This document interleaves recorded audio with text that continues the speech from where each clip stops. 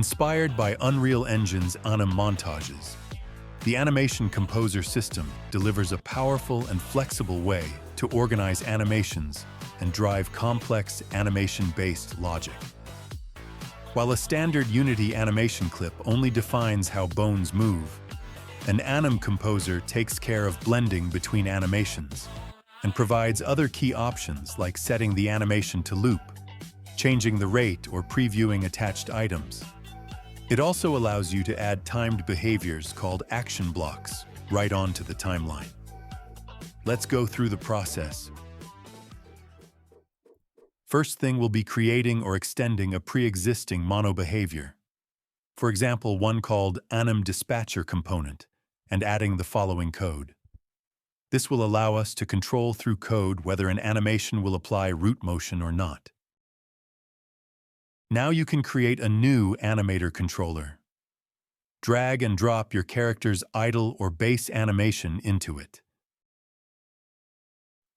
Assign the newly created Animator controller to the Animator component of your character. Now, let's set up the Anim Coordinator component. The Anim Coordinator is the main component that handles playing and stopping animations on your character. It lets you define multiple animation layers, each with its own avatar mask, making it possible to combine animations. To use it, simply add the Anim Coordinator component to your character prefab. In this example, I will only add one entry to the layers array, which will be the main layer acting on top of the animator. I will set the layer weight to 1 for full influence. If you want a more in-depth explanation of this, please check out the tutorial page. Now it's time to create an Animation Composer. Access it through the Context menu in the Asset tab.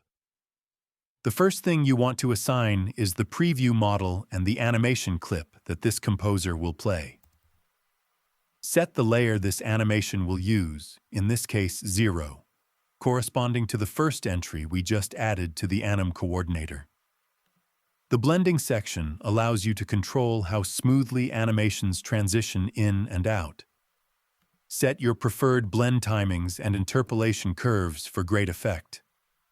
The blend-out offset controls when the animation begins blending out relative to its total duration. If the blend-out offset is 0, the animation will start blending out when the animation time remaining reaches the blend-out time.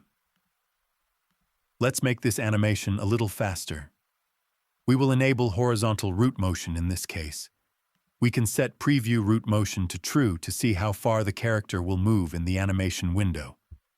We will set apply foot IK to true. As you can see, this is an attack animation, and it's performed on the ground. So I will add and configure a preview ground and preview weapon in the preview items list.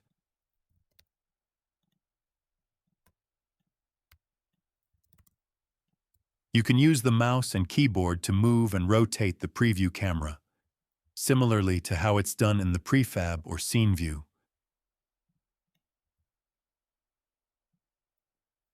You have other preview window menus to rotate the camera more discreetly, to restore the original camera orientation, and to control different window options such as color and height.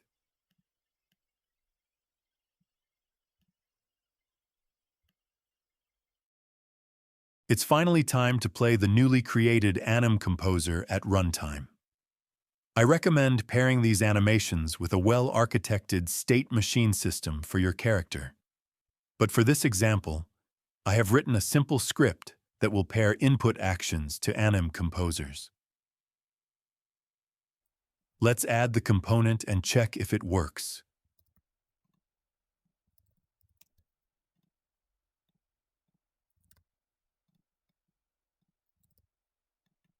Great, there you go.